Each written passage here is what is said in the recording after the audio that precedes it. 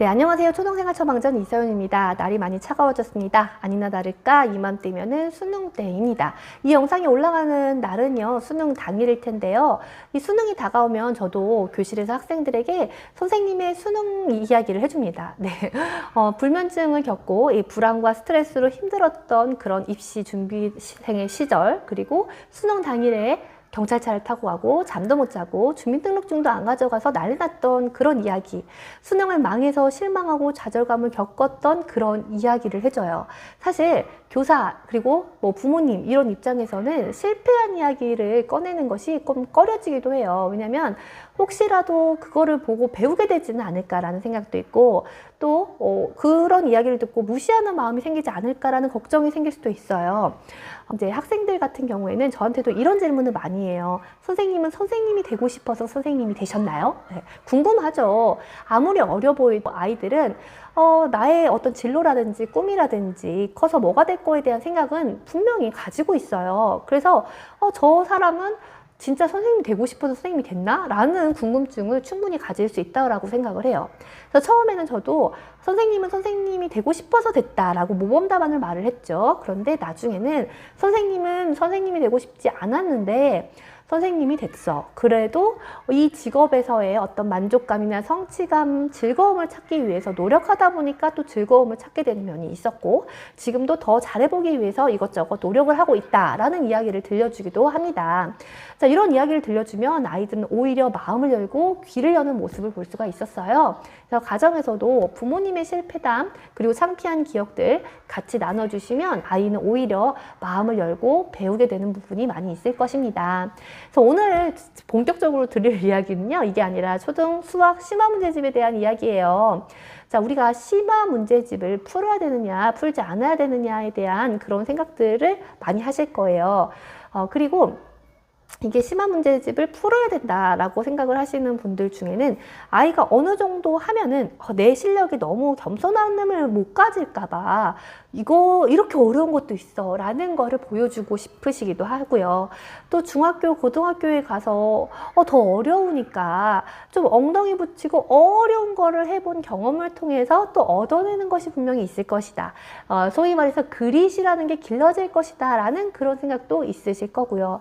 어려운 게 되면 당연히 쉬운 게 될 테니까 어려운 거를 풀려보는 게 더 나을다라는 생각도 하시게 될 거예요. 이 심화 문제집에 대해서 이야기를 해보려고 하면 먼저 제가 시중의 문제집을 분석한 영상도 보시면 도움이 될 겁니다. 그래서 출판사 같은 경우에는 문제집이 수준별로 쭉 나와 있을 때 가장 끝에 어려운 수준에 있는 것들이 심화 문제집이죠. 문제 해결의 길잡이, 최상의 수학, 최고 수준 이런 것들 다양한 문제집들이 있는데요. 자, 이것들을 보면은 왜 어려운가를 생각을 해볼 수가 있게 됩니다. 자, 연산 문제집 같은 경우에는 내가 어떤 개념을 적용할지, 무엇을 풀어야 할지 바로 눈에 나와 있어요. 그래서 그냥 풀면 돼요. 그러니까 매듭으로 생각을 하면 밧줄에 매듭이 살짝 묶여져 있어가지고 풀어내고 이렇게 하면 되는 거예요. 응용 문제집 같은 경우에는요, 매듭이 조금 더 세게 묶여져 있고요. 그 밧줄이 상자 안에 들어가 있어요. 그래서 상자를 찾아낸 다음에 그 상자에서 이 밧줄의 매듭을 꺼내서 풀어야 되는 거예요. 어떤 개념을 적용할지 상황 속에, 문장 속에 살짝 숨겨져 있다는 뜻입니다. 자, 심화 문제집 같은 경우에 보면은요, 이 상자가요, 땅속 깊은 데에 묻혀져 있어요. 그래서 우리가 땅을 파가지고요, 상자를 찾아낸 다음에 그 상자 안에서 매듭이 묶인 그 밧줄을 찾아내서 풀어내야 된다라는 거예요. 그러니까 어떤 개념을 적용할지 아주 깊은 곳에 숨겨져 있어서 문장을 잘 읽고 상황을 아주 잘 분석을 해야 되고요. 헷갈리기도 해요. 또 적용할 개념이 여러 개이기도 하고요. 숫자가 쉬운 숫자가 아니라 좀 크거나 복잡한 숫자이기도 합니다. 그래서 심화 문제가 되는 거예요. 자, 우리가 수학 같은 경우뿐만이 아니라 모든 학문에는 언어가 있죠. 수학의 언어가 있고, 과학의 언어가 있고, 의학의 언어가 있고, 다 언어가 있어요. 그 학문의 언어를 익히면 그 학문에 있어서의 더 빠른 결과물들을 나오게 됩니다. 근데 사람마다요, 그 학문의 언어를 익히는 속도는 달라요. 어떤 사람은 수학 개념을 배우고 나서 그 개념을 바로 적용해가지고 응용문제, 심화문제까지 풀어낼 수 있어요. 수학 학문을 언어를 익히는 속도가 아주 빠른 거죠. 즉 수학에 대한 재능과 적성이 더 있는 거예요. 자, 그렇지 않은 친구들은요, 개념을 배웠지만 그 개념을 적용하거나 응용문제, 심화문제를 풀어내는 데까지는 어려움을 겪어요. 그 수학 학문의 언어에 익숙해지기까지 더 많은 시간이 걸린다라는 것입니다. 근데 이렇게 시간이 짧게 걸리는 친구들, 개념을 배우고 바로 적용이 된 친구들은요, 심화 문제를 풀면서 뭔가 방탈출 게임을 하듯이 통쾌함이나 성취감을 느끼는 친구들도 소수지만 있다라는 거예요. 근데 그렇지 않은 친구들은 땅을 파가지고 상자를 찾고 그리고 밧줄을 푸는데요, 땅을 파다가 지쳐요. 힘들어. 그리고 또 상자를 어떻게 겨우 찾아내는데 상자를 풀다가 지쳐요. 그래서 매듭을 풀어야 되는데 풀어야 할 힘이 없어요. 근데 이게 모든 것에는 효능감이 있습니다. 내가 잘할 수 있을 거라는 믿음을 갖고 있어야 되는데요. 이게 자꾸 심화 문제집을 풀면서 어려운 거를 맞닥뜨렸어요. 땅을 파다가 지치는 감정들을 계속 느꼈어요. 그러면 스스로 나는 수학을 못하는 아이라는 생각이 굉장히 짙어지게 됩니다. 이 수학에 있어서의 효능감이 낮아진다라는 거예요.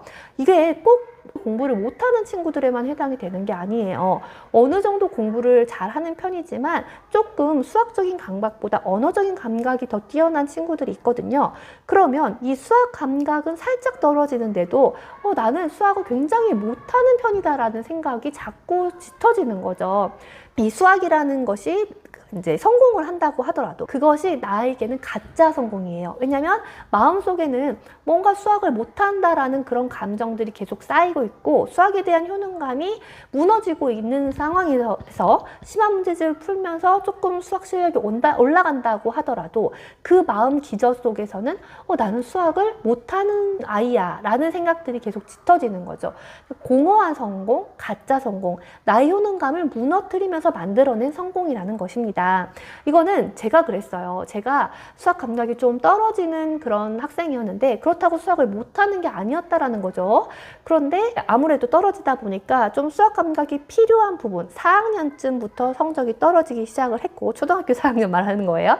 그때 이제 그룹과외라는 걸 시작을 했는데 엄격한 선생님이셨고 심화 문제집도 막 풀었어요. 그러다 보니까 자꾸 실패를 경험을 하게 되고 또 같이 과외를 한 친구들은 수학 감각이 뛰어난 친구들이었어요. 그러니까 비교가 계속돼요. 스스로를 계속 비교하게 되고 이 어려운 감정들을 계속 만나게 되니까 내가 수학을 못하는 사람이라는 낙인을 스스로 계속 찍고 있는 거예요.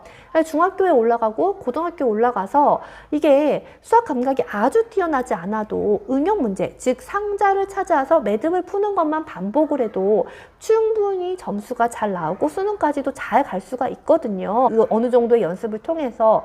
근데 이 기저에는 이미 수학을 못하는 사람, 조금만 잘못하면 떨어질 수 있는 사람이라는 그 효능감이 무너져 있는 상황이 되다 보니까 이게 조금만 어려우면 무너져 내려버리는 거예요. 교실에서도 보면은 수학 심화 문제집이 약이 되는 경우도 있고 독이 되는 경우도 있지만 개념이 아예 떨어지는 친구들은 심화 문제집을 풀릴 생각을 아예 안 하세요, 부모님들께서. 그런데 어느 정도 되는 친구들, 근데 여기에서 문제는 수학 감각이 조금 떨어지면서 어느 정도 되는 친구들 같은 경우에는 이 심화 문제집을 풀면서 수학에 대한 공부 정서가 낮아지고 효능감이 무너져 내릴 수 있다는 것입니다. 그래서 아이가 너무 스트레스를 받고 너무 힘들어하면 그냥 심화 문제집 놔두고 유형별 문제집, 즉 상자를 찾아내서 매듭을 푸는 것을 반복하는 것으로 충분히 이 수학 실력을 올릴 수 있다라는 말씀을 드리고 싶습니다. 그래서 오늘은요, 수학 심화 문제집에 대한 이야기를 말씀을 드렸는데요. 혹시 우리 아이가 이 수학 심화 문제집이 독이 되는 경우인데 뭔가 이거는 해야 되지 않겠는가 라는 그런 마음에서 또 이걸 하다 보면 감각이 더 올라가겠지 하는 그런 생각에서 이 효능감을 무너뜨리고 있는 건 아닌지 한번 생각을 해보셨으면 좋겠습니다. 네, 오늘 영상은 여기까지 할게요. 그럼 다음 영상에서 뵙겠습니다. 안녕히 계세요.